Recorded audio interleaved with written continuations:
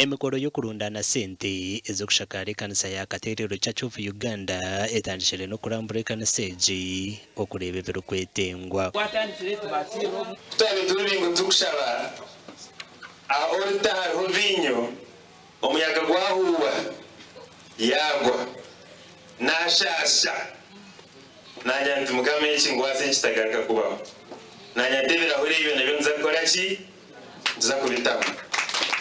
ahantu h'umunyeshengero Julius Karhanga ayahananjereza abakuristaayo muri district ya Rwampara okusasirana bakagaruka mu gukora hamwe by'entunguka omubwiro bwa Nohiri.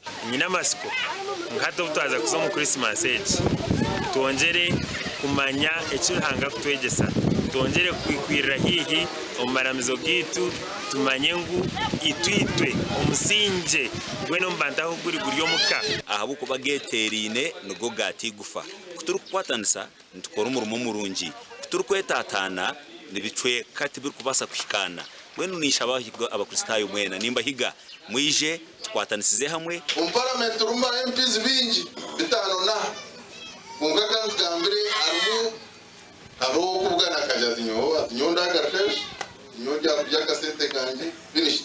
abakuristaayo b'ekanisa egi nibagamba ngo hatabahanjirire tubarukumanya aho barije kushabira kucyako bahwenjure kagwa hano hiri kandi ekanisa yitwashenyire ikabirya hagati yeji ekizimbe kushakuzire yagumana isamizi twagishenye kuko twashembera umushumi.